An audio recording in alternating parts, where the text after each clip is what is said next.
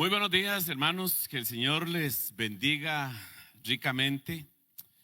Quisiera agradecerles a todos los hermanos que nos han ayudado comprando cositas, libros, comiditas que tenemos en la partecita de atrás, porque con ese dinero que se está recaudando, un grupo de jóvenes de la iglesia va a hacer un viaje misionero a Málaga, España, para servir al Señor en campamentos y en actividades evangelísticas y atendiendo personas de necesidades que vienen migrando del norte de África hacia España. Entonces, muchas gracias. Lo que usted compra allá, libros y cositas que hay ahí, nos ayuda mucho para este proyecto misionero.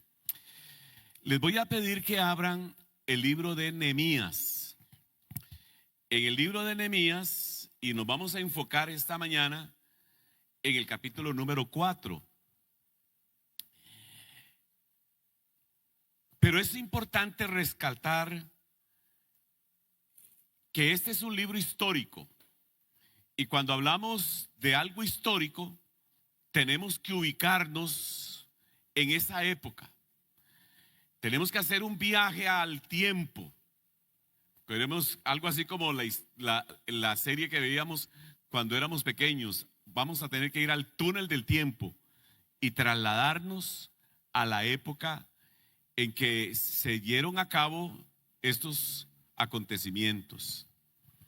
Antes de Nehemías, casi 100 años antes, los judíos habían sido reprendidos por Dios y advertidos por los profetas que si no hacían cambios significativos en sus vidas, Dios iba a enviar una nación poderosa.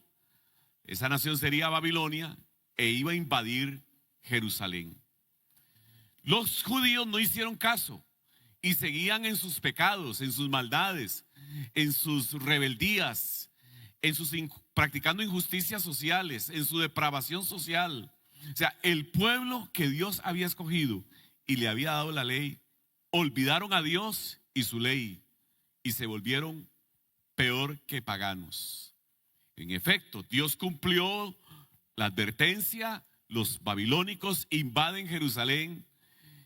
Y eso nos enseña, hermanos, que en la vida hay que atender la palabra de Dios. Eso nos enseña que en la vida hay que ponerle atención a la palabra de Dios y ser obedientes. De lo contrario nos va a ir mal. A los judíos les fue mal. Los babilónicos, con un ejército muy poderoso, hicieron estragos entre los judíos. Mataron mujeres embarazadas les abrían el vientre, a los niños los estrellaban contra las paredes, a los ancianos los colgaban en los árboles, destruyeron casas, ciudades, destruyeron el templo, que era un lugar sumamente importante para los judíos, y además de eso, la ciudad, que en ese tiempo tenía una muralla a su alrededor para protegerlos de los enemigos, de animales, de ladrones, los babilónicos la destruyeron. Y lo otro que hicieron fue que se llevaron a miles de personas que quedaron con vida, se lo llevaron al exilio. Gracias a Dios, ninguno de los que estamos aquí hemos sufrido el exilio. Pero el exilio es una de esos acontecimientos desgarradores. Imagínese, póngase usted a pensar que si viene alguien a usted le dice, le advierten que tiene que salir de la ciudad, del lugar donde vive e irse del país, abandonar el lugar donde usted se crió. Usted tiene que salir de la noche a la mañana, como sucedió con algunos salvadoreños cuando estaban siendo amenazados por las mafias, por las maras. Salieron de la noche a la mañana. O por ejemplo los judíos en el año 1992, mientras Colón llegaba a estas tierras de América, la reina estaba también ordenándole a los judíos que les daba 3 días para salir de España, en una época donde el transporte era muy lento. ¿Usted sabe lo que es abandonar el país, la familia y salir con el corazón destrozado e irse para un lugar incierto? Bueno, los judíos salieron al exilio. Algunos fueron a lugares desagradables y a otros le fue bien. Por ejemplo, Daniel salió al exilio, a él le fue bien porque se lo llevaron a la corte en Palacio de Babilonia, pero otros quedaron completamente anonadados ante la tristeza, la desolación. Y es más, si usted lee algunos salmos, se va a dar cuenta que hay salmos que se llaman salmos de dolor, de tristeza, donde ellos muestran el gran dolor y el sufrimiento que tenían por haber sido extraídos de una manera brusca y agresiva de su tierra natal y llevárselo para otro país. Hay salmos que reflejan el dolor de estos exiliados. Dichosamente, ese exilio duró 70 años. Después de Babilonia vino un imperio, el imperio Medo-Persa, y el rey era Ciro. En la historia se va a hacer conocido como Ciro el Grande. Y él, de una manera benevolente, escribió un edicto que todos los judíos que estaban dispersos en diferentes partes del imperio babilónico podían regresar a Jerusalén. Y claro, muchos regresaron con ánimo. Hubo varias caravanas de judíos. La primera caravana la llevó a cabo un señor llamado Zorobabel, y con él llegaron 50,000 personas a Jerusalén. Llegaron felices, encontraron el país y las ciudades desbaratadas, pero estaban felices porque estaban regresando a su tierra natal. Lo primero que ellos hicieron fue edificar un altar. Eso daba a entender mucho. Con eso ellos estaban diciendo: Dios misericordiosamente los protegió aunque fueron al exilio. Porque hay que tomar en cuenta lo siguiente: Babilonia también invadió otros países y otras naciones, y muchas desaparecieron en el transitar de la historia. Por ejemplo, nosotros leemos en el Antiguo Testamento pueblos como amonitas, moabitas, filisteos. ¿Dónde están esos pueblos actualmente? Desaparecieron. Sin embargo, a los judíos Dios los conservó como nación para dar testimonio de un Dios que es fiel y que cumple sus promesas, y de un Dios que cuida y protege a su pueblo.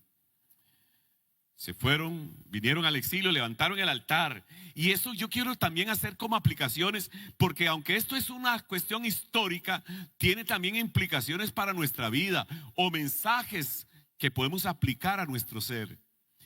Uno de ellos es levantar el altar. Ellos lo primero que hicieron fue levantar un altar. Y es lo que yo quisiera que usted haga todos los días de su vida. Levante un altar. Vaya a la presencia de Dios. Hablar de altar es tener un lugar a solas con Dios, donde hablamos con Él a través de la oración, pero también Él nos habla a través de la Biblia. Antes de hacer cualquier cosa en la mañana, cuando usted se levante, vaya, lávese la carita y enjuáguese la boca, pero después tome un tiempo para hacer oración, para presentarse delante de Dios, para darle gracias a Dios por el día, para encomendarse a Dios, para que Dios lo ayude en el transcurso del día, para que proteja a la familia, para que le provea los recursos que usted necesita para su subsistencia, para que Dios lo guarde y lo proteja en su trabajo. O sea, vaya a la presencia de Dios. Levantar un altar para los judíos en esta época era darle prioridad a Dios y darle prioridad a la vida espiritual, a la comunión con el Señor. Y eso también debemos de hacerlo nosotros. Entonces levantaron el altar, después reconstruyeron el templo, y ahí comenzaron a tener celebraciones, actividades religiosas, actividades espirituales y fiestas que les hacía recordar la misericordia de Dios para con sus vidas. Pero había un problema. El problema era que las murallas que cubrían y protegían la ciudad había sido destruida 100 años atrás, durante la época de los babilónicos. Los babilónicos destruyeron las murallas, no solamente el templo, sino las murallas. Y para una ciudad del mundo antiguo, tener murallas era sinónimo de protección, de cuidado, porque en esa época también habían asaltantes, ladrones, ejércitos, bandas de ladrones que se introducían en las ciudades. y destrozaban casas, robaban, maltrataban personas, violaban mujeres, en fin, era un caos no tener una muralla en esa época. Quiero hacer una aplicación con respecto a murallas. Es como la vida, no solamente en la vida tenemos que tener un altar donde conversemos con Dios diariamente, también alrededor de nuestra vida tenemos que tener valores y principios que son como murallas que nos protegen. Por ejemplo, esos principios de honestidad, de rectitud, de decir la verdad, de ser comprometidos, de empeñar la palabra y cumplirla. Esos valores que tienen que ver con nuestro carácter. Por ejemplo, si alguien viene, yo tengo claro el principio de integridad. Y si alguien viene y me presenta un negocio debajo de la mesa, un negocio oscuro que es corrupto, como tengo principios y tengo valores, le voy a decir a esa persona que no voy a participar de esos negocios, porque tengo valores y tengo otros valores que le dan sentido a mi vida, mi prioridad y que dan prioridad a mi vida. Todos necesitamos valores, esos valores que aprendemos en el seno de nuestra familia, que se refuerzan en las escuelas. Qué importantes son valores. Valores éticos, valores morales, valores que nos ayudan en la convivencia de las relaciones interpersonales, valores que nos ayudan a tener una familia armoniosa, valores de responsabilidad, y por eso podemos tener un trabajo estable. Pero si no tenemos el valor de la responsabilidad ni del compromiso, probablemente tenemos hoy un trabajo, nos despiden y vamos a otro, y ahí va, porque vamos dando tumbos, porque no tenemos el valor de la responsabilidad y del compromiso en el trabajo. Bueno, el pueblo judío necesitaba con urgencia construir una muralla o reconstruir la muralla. ¿Quién lo iba a hacer? Dichosamente Dios trató con una persona llamada Nehemías, y de esto trata este libro. Y Nehemías tiene una visión. En el capítulo número 2, versículo 5, nos dice ahí la visión que Dios puso en el corazón de Nehemías. Y la visión era reconstruir la ciudad, reconstruir los muros. Cuando vamos al capítulo número 3, bueno, en el 2:5, Nehemías recibe la autorización del rey y el rey le da el visto bueno para que él vaya a Jerusalén y reconstruya las murallas. El capítulo 3 dice algo muy lindo, porque Nehemías sabía que no podía hacer las cosas por sí mismo, que necesitaba de la colaboración, del concurso de otras personas. Como sucede en la vida todos necesitamos de alguien que nos ayude. No somos autosuficientes, somos personas que dependemos de Dios y dependemos de la ayuda de otros, empezando por la familia. En el trabajo necesitamos personas que nos orienten, que nos den adiestramiento para hacer el mejor trabajo. O sea, en la vida, en la iglesia, necesitamos de alguien que nos aconseje, de alguien que nos disipule, de alguien que nos enseñe la palabra, de alguien que ore por nosotros. Qué triste es pensar, o qué triste es para aquellas personas creerse autosuficientes y creen que lo pueden hacer todo por sí mismos. Y la vida no es así. Nehemías lo entendió. Nehemías sabía que para lograr esa magna tarea de reconstruir las murallas, que eran bastantes metros, cientos de metros, necesitaba de otras personas. El capítulo número 3 nos dice que él entonces organizó al pueblo en grupos. Yo siempre he sido un fanático de los grupos pequeños. Y yo veo en Nehemías a una persona que no lo hace él todo por sí mismo, sino que busca formar grupos. La iglesia también ha crecido a través de la historia, a través de grupos pequeños, donde personas en sus casas o en un grupito o en una montaña, en un lugar recóndito, se reúnen a leer la Biblia, a comentar la Biblia, a orar unos por otros. Por eso es que en la iglesia promovemos grupos pequeños. Y este mes de febrero estamos reactivando los grupos pequeños, que tenemos varios grupos en diferentes partes de la ciudad y algunos se realizan también aquí en la iglesia. Anhelamos que usted se integre a un grupo pequeño, porque el grupo pequeño nos permite conocer mejor la Biblia, acercarnos más a Dios, apoyarnos en los momentos difíciles, orar unos por otros y aconsejarnos unos a otros y crecer en Cristo con la ayuda de los demás. Bueno, Nehemías creía en los grupos pequeños y delegó en grupos las ciertas tramos de la muralla para que fueran reconstruidas. Si usted lee el capítulo número 3, va a darse cuenta que hay una palabra que se repite una y otra vez. Yo conté 36 veces y es la palabra reconstruyeron. Fulano de tal, junto con amigos y colaboradores, reconstruyeron un tramo.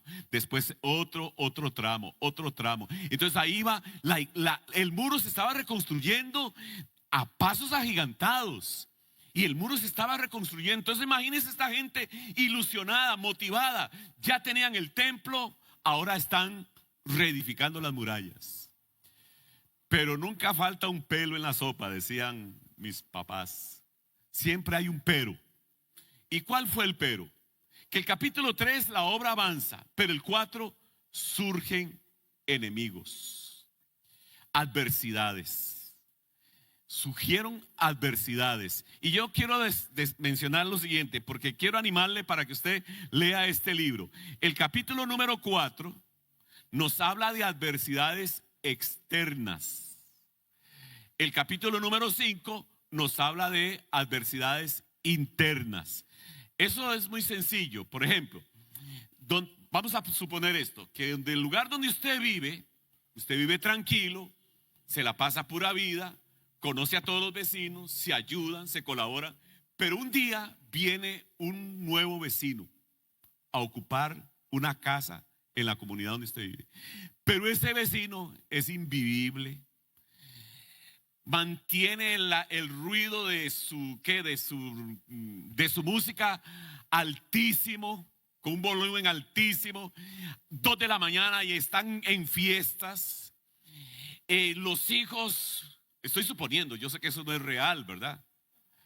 Y que los hijos les gusta andar en asuntos de drogas y que esa casa se convierte casi que en un lugar donde se vende la droga. Entonces, ese vecino causa problemas al seno de nuestra familia. Porque si yo tengo que madrugar para ir a trabajar y el vecino a las 2 de la mañana tiene el volumen de su radio, de su música altísima, entonces ya yo no duermo bien y hay incomodidad y molestia en el barrio. Eso es un problema externo. Pero ¿qué sucede si yo tengo problemas con mi esposa tiene problemas conmigo porque yo soy muy majadero, porque soy muy chichoso, porque soy un gritón y porque regaño a los hijos y porque tengo un carácter indomable y soy muy majadero en todo el sentido de la palabra? Entonces hay conflictos. Entonces ya no es un conflicto externo, es un conflicto interno. Bueno, esa es la idea del capítulo 4, que es externo, y el capítulo 5, que es interno. Pero al final son conflictos. ¿Cómo resolvió y enfrentó Nehemías las dificultades? Recuerde que viene el pueblo animado, construyendo y construyendo, y surge el conflicto interno. ¿Quiénes provocaron la adversidad? El capítulo 4 nos habla de lo siguiente, nos dice: cuando Sanballat se enteró ¿de qué? Del progreso que se estaba hablando en el capítulo número 3, que estábamos reconstruyendo la muralla. Fíjese lo que dice aquí: se disgustó muchísimo. O sea, note esta frase o estas dos palabras, el superlativo, se disgustó. Probablemente usted y yo nos hemos disgustado. Yo me he disgustado con mi esposa conmigo, mi hijo conmigo, y ahí era, nos disgustamos. Pero es llevadero. La pasamos, ¿sí? La superamos. Me disgustó en la mañana que estaba yo dormido y llegaron y me despertaron abruptamente. Me disgusté. Pero ya me levanto y ya pasa. Lo superamos y ya nos vamos a hacer las actividades sin ningún problema. Pero cuando dice se disgustó muchísimo, quiere decir que este infeliz de Sanballat, que era el enemigo de los judíos, hizo cosas que realmente fueron insoportables. Ahora, hay algo que quiero también resaltar, es lo siguiente. Los judíos, prácticamente hasta el día de hoy, cuando uno lee la historia tanto del Antiguo Testamento como lo que uno puede leer en esta era cristiana, usted se da cuenta que siempre tuvieron enemigos. O sea, prácticamente no han sido una historia de pueblos tranquilos, serenos, sin conflictos. Todo lo contrario, siempre han tenido conflictos, guerras, ataques, insultos. Bueno, los nazis con el genocidio que hicieron, con el holocausto, que realizaron. Bueno, es una vida de conflictos. Eso tenemos que también tenerlo en cuenta nosotros. La vida cristiana es una vida donde disfrutamos del gozo, de la paz del Señor, pero también disfrutamos de conflictos. Bueno, no sé si disfrutamos de conflictos, pero tenemos conflictos. En la vida hay conflictos. O sea, a veces creemos que si nos hacemos cristianos, todo va a ser pura vida, color de rosa. Sí hay color de rosa, pero también hay espinas. La vida cristiana es una vida de conflictos y el enemigo número uno es el diablo. La Biblia dice que anda como un león rugiente viendo a ver a quién devora. Ese es nuestro adversario espiritual.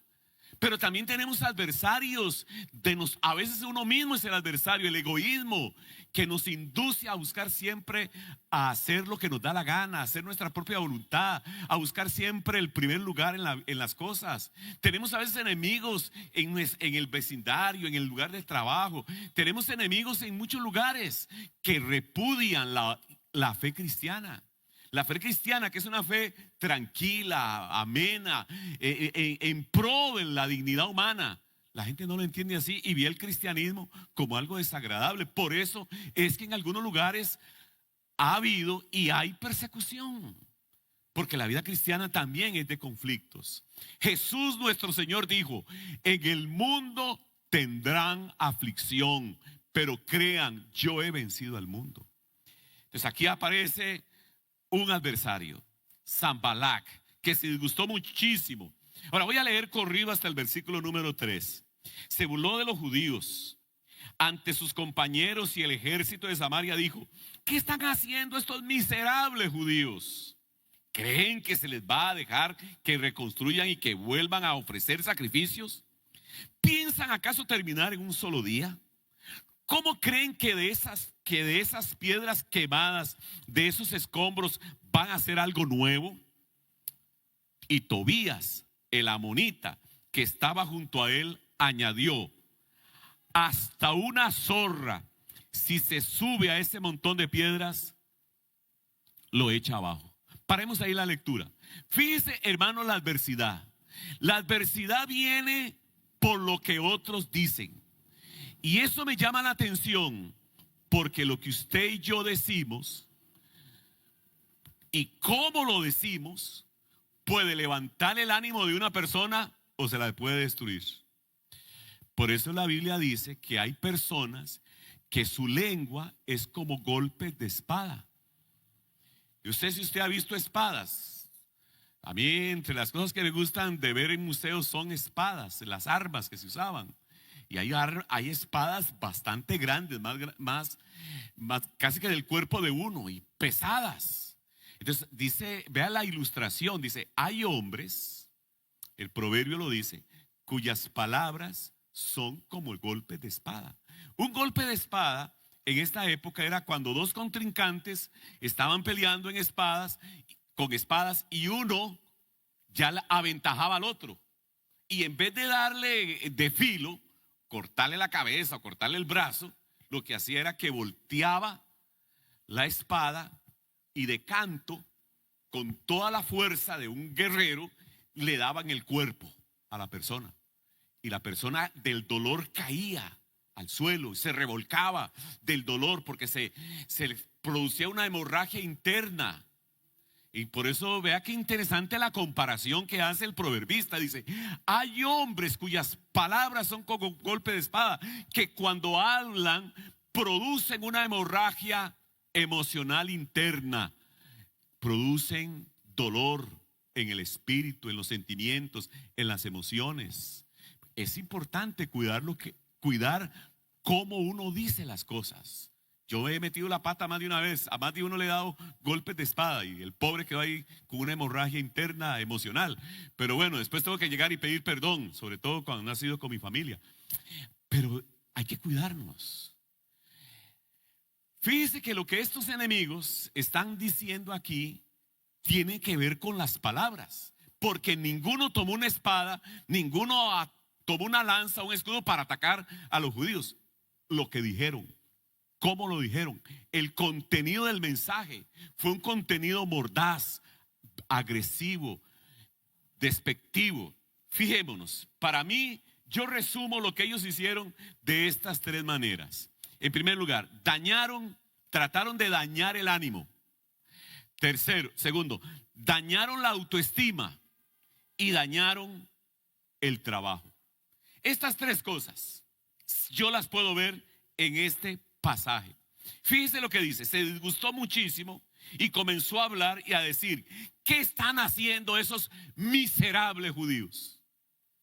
Cuando uno lee el pasaje, quizás no podemos captar muy bien la tonalidad ni cómo lo dijeron, pero fíjese cómo yo creo que le podemos poner o podemos usar de nuestra imaginación y sin salirnos de la interpretación correcta del texto, podemos ver que fue un ataque mordaz al ánimo. ¿Qué están haciendo estos miserables judíos? ¿Qué están haciendo estos desgraciados judíos? Es tocar el ánimo. Ellos, el capítulo 3 venían construyendo muy bien, animados, pero ahora viene alguien, estos miserables, ¿qué están haciendo? El ánimo. Hermanos, qué importante es el ánimo. Yo creo que todos los que estamos aquí nos levantamos esta mañana con ánimo. Algunos, por lo menos en mi caso y otros más en la iglesia, nos animó a ir a votar. Y yo fui a votar temprano precisamente porque sabía que iba a estar toda la mañana acá en la iglesia. Y todo fui con ánimo. Pero también con ánimo vine a la iglesia. Y con ánimo me senté con Yami y desayunamos. Y con ánimo, yo estoy animado. Hoy estoy animado. Qué importante es el ánimo. Pero qué triste. Han habido momentos en que me he desanimado. ¿Qué sucede cuando estamos desanimados? Mire, cuando estamos desanimados, nos levantamos el lunes y decimos, qué pereza ir al brete. Qué aburrido ir a ver a fulano de tal. Tengo una reunión, voy porque tengo que ir. Entonces ya no tengo ánimo para trabajar. Un muchacho dice, se levanta, uy, qué pereza el cole, ya vienen las clases otra vez los libros. Entonces ya no estudia con ánimo. Y así podríamos poner una gran cantidad de ejemplos. Qué pereza, este matrimonio ya no lo aguanto, estoy tan desanimado. Yo creí que era diferente. Yo creí que las cosas iban a ser diferentes. Entonces nos desanimamos. Los hijos se desaniman. Hermanos, pero qué lindo es tener buen ánimo. Y hay momentos en la vida en que, hermanos, el tanque del ánimo está menos que la reserva. Pero qué lindo cuando ese tanque llamado ánimo está al tope, está full. Como llenar el tanque de gasolina, está full. Y entonces nos motiva a estudiar, nos motiva a orar, nos motiva a servir, nos motiva a colaborar, nos motiva a hacer un montón de cosas, a realizar proyectos, a estudiar con ánimo. Aquí se ve que los enemigos están tratando de socavar el ánimo de toda esta cantidad de personas que estaban trabajando, como lo dice el capítulo 3. Estaban animados. Y empiezan estos enemigos a socavar y a dañar el ánimo. Si esta mañana usted ha venido desanimado, ya no tiene ánimo para seguir luchando por el bienestar de la familia, ya no tiene ánimo para seguir fortaleciendo la armonía matrimonial o de la armonía con su pareja, ya no tiene ánimo para seguir trabajando y ganar un mejor sustento, un mejor salario. El Señor quiere reanimar tu vida. La segunda cosa que ellos hicieron fue atacar la autoestima. Qué importante es tener una buena autoestima. Los mismos psicólogos hablan de la autoestima, y tener una autoestima correcta y balanceada le ayuda a uno en la vida. Pero fíjese una cosa, ellos están diciendo, ¿qué están haciendo estos miserables? Estos miserables. O sea, la autoestima es importante en la vida. La autoestima, Pablo dice en Romanos capítulo número 12, verso 2, dice: ninguno tenga más alto concepto de sí que el que debe de tener, sino que piense de sí mismo con cordura. Ese pasaje nos ayuda a tener un balance. Yo no debo pensar más allá para no creerme autosuficiente, ni caer en el orgullo, ni caer en la soberbia. Debo pensar de mí mismo con cordura, o sea, con balance. Saber que tengo cosas que puedo hacer, pero también saber que hay cosas que yo no las puedo hacer. Eso no si las hago, no tengo por qué llenarme de orgullo. Y si no las hago, no tengo por qué sentirme inferior. Eso es el balance. El balance. Yo he encontrado personas adultas que tienen una autoestima tan baja porque en casa, cuando eran pequeños, el papá o la mamá le decía que era un bruto. Que es un bruto, si es un tonto. A veces hasta animales, el burro, le decían muchos. No le haga caso a mi hijo, es un burro. Y no va a aprender porque no tiene capacidad. Entonces le vamos socavando y destruyendo la autoestima. Si hay algo que en los seres humanos, especialmente en la casa, en la familia, si hay algo que debemos de hacer, es estar ayudando a la buena autoestima de los integrantes de la familia, especialmente los niños. Usted viene un niño y le dice: papito, qué bien te ves, se ve bien bonito con esta ropa, qué lindo hiciste esto, me gusta cómo hiciste esto. Le vamos levantando el ánimo, le vamos levantando la autoestima y la vamos poniendo en el lugar adecuado. Y cuando se le infla, y si la autoestima se le infla como un globo, le sacamos el alfiler para aterrizarlo. Pero la autoestima es valiosísima. Usted porque usted tiene una buena autoestima, usted cumple sus responsabilidades de la mejor manera. Y la otra cosa que hicieron ellos fue dañar el trabajo. Vea lo que ellos decían: hasta una zorra, si se sube a ese montón de piedras, la va a echar. Vea, ¿qué están dando a entender? Están dando a entender algo así como: ese trabajo que ustedes están haciendo no sirve para nada. Hermanos, si hay algo que a las personas lo motiva, es el trabajo. Por ejemplo, si usted viene su hijo de la escuela y viene con una tarea, hizo la tarea, y él ve que sacó buena nota, y usted viene y dice: hey, ¿cómo le fueron a poner esta nota tan alta? Si lo que usted hizo fue no sirve. Tocar el trabajo de la gente. O si usted está pintando, está haciendo un arreglo en la pared, y yo llego y le digo, y usted está emocionado haciéndole el trabajo, y yo vengo y le digo: no, hombre, qué pared más fea, qué feo le quedó. Se siente que le serrucharon el piso, ¿verdad? Le movieron la alfombra. Pero si yo llego y le digo: mira, me parece que tiene habilidad para pintar y hacer estas cosas bonitas en la pared, pero la puedes mejorar, ponle atención a esto. Entonces usted le elogió primero el trabajo y después le hizo la corrección. Entonces la gente dice: mira, sí es cierto, lo puedo mejorar. Bueno, a mí me ha pasado cuando alguien viene y me dice: no, esto que usted hizo no sirve para nada. Entonces uno se siente... No sé si me estoy dando a entender con lo que están haciendo estos infelices enemigos de los judíos. Están destruyendo, hermanos, la autoestima, el ánimo y el trabajo. La gente se siente bien si, por ejemplo, si alguien viene en su trabajo y le da una tarea a hacer y usted la hace excelentemente bien y nadie le aprecia, nadie le admira lo que usted hizo. Usted dice, se queda con la duda: ¿habrá servido o no habrá servido lo que hizo? Pero si viene alguien y le dice: no, lo que usted hizo, la verdad es que no me sirve para nada, usted se siente con las pilas bajas. Pero si alguien viene y le dice: excelente trabajo, excelente, muchas gracias, usted se siente motivado a seguir trabajando y haciendo las cosas bien. Bueno, aquí Los enemigos de los judíos entonces estaban socavando eso tan importante que se llama valor, valor humano, valor por la dignidad y valor por el trabajo. A mí me da la impresión, cuando leo este pasaje y leo todo el capítulo, que esta crítica mordaz, agresiva, afectó a Nehemías y al pueblo. Pero ¿cómo reaccionó Nehemías? Nehemías reaccionó orando. Leamos el capítulo 4, ahora el verso número 4. Dice, por eso ¿qué? ¿A qué se refiere ese por eso? A lo que los enemigos dijeron, por eso oramos. Y vea que está en plural. Lo que da a entender es que esta crítica mordaz, malintencionada, dañó al pueblo. Por eso tuvieron que hacer oración. Dice, por eso oramos. Y hermanos, es que la oración tiene algo impresionante. La oración que me acerca a Dios, pero también la oración tiene salud. Para alguien que está desanimado o que lo quieren desanimar, la oración reanima.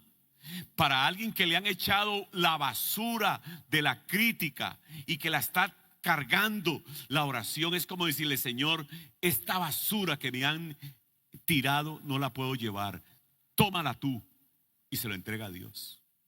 Y Dios es tan bueno. Hermanos, cuando usted esté pasando momentos difíciles, esté en crisis, cuando lo han criticado, cuando han chismeado de usted, cuando le han hecho difamaciones, cuando han usado frases despectivas, violentas, agresivas, vaya a la presencia de Dios. Y Dios hace algo a través de la oración. Dios sana los corazones.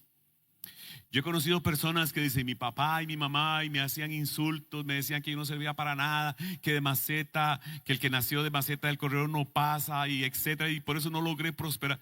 Pero cuando conocí a Cristo y vi que Cristo me valora, y que Cristo valora lo que yo hago, y que Cristo me ama, y que Cristo perdonó mis pecados, y entonces dice, ahora tengo sanidad emocional y sentimental.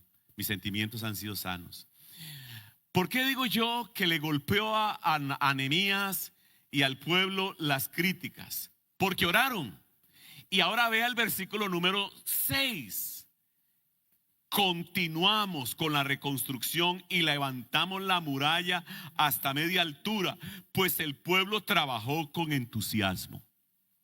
Entonces pareciera como que la crítica los detuvo a ellos un momentito a seguir la reconstrucción, pero van a la presencia de Dios y Dios renovó el ánimo, les dio una perspectiva diferente. Y por eso el pasaje, el verso 6 dice, continuamos, porque el pueblo trabajó con ánimo.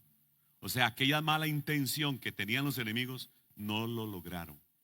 Ahora, la oración reanima, hermanos. La oración reanima.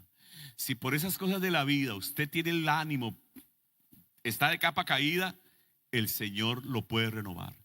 Si a usted le tiraron basura, y yo hago esta comparación, cuando hay gente que a veces nos tiran, nos dicen cosas tan grotescas, tan feas, tan desagradables, que es como basura para nuestro espíritu, para nuestra alma. Pero hagamos esta ilustración. Si yo llego, digamos, yo soy su enemigo, yo llego a la puerta de su casa, toco la puerta y traigo una bolsa de basura, y usted abre la puerta y apenas la abre, yo le tiro la basura en la sala y salgo corriendo. No le da tiempo a que usted me diga nada, y salgo corriendo, pero le dejé la bolsa de basura ahí. ¿Qué haría usted con esa bolsa de basura? Yo, si fuera usted, yo sé que usted lo haría también. Usted no toma esa basura y dice, ay, qué linda basura, y me voy a dejarla aquí, le voy a guardar un lugar especial en alguna parte de la casa. No, usted toma la basura al basurero, aunque yo haya salido corriendo. Hermanos, la basura de esas frases despectivas, agresivas, mordaz, esa frase de esos golpes de espada, es basura. ¿Qué es lo que hay que hacer? Llevárselas a Dios. Y Dios tiene una planta de reciclaje que esa basura la desaparece en algún lugar del universo y sana nuestro corazón.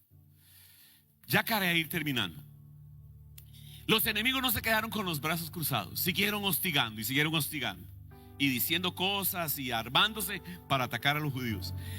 Quiero que veamos el versículo 14, porque este pasaje a mí me bendijo mucho.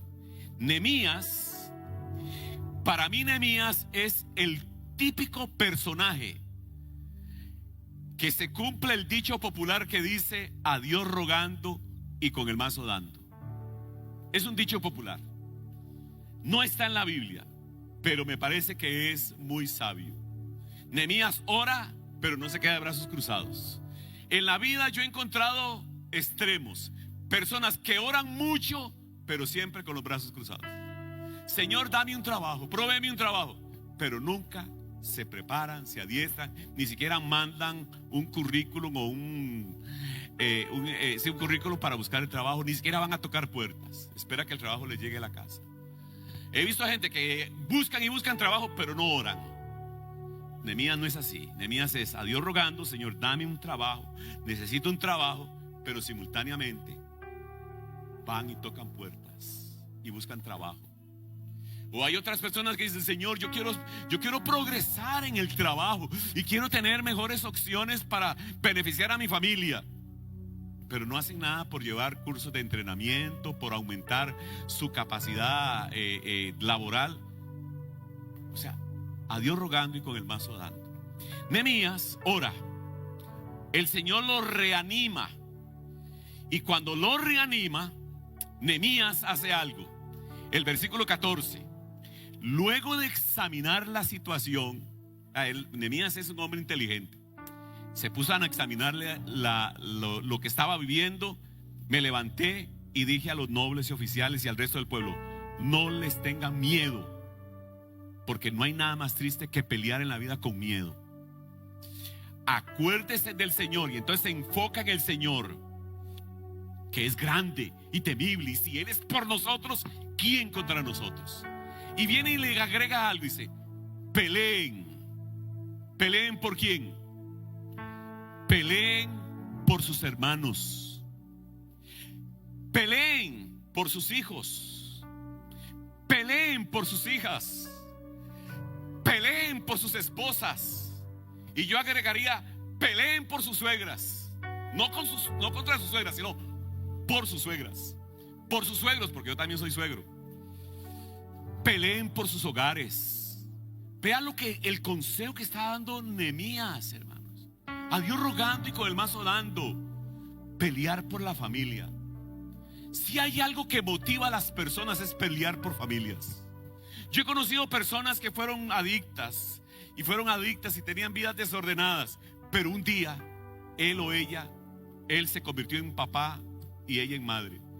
Inmediatamente ellas dicen, o él dice: hasta aquí, dejo la adicción, me voy a reformar, porque ahora hay un niño, hay una niña, y entonces esa familia lo motiva.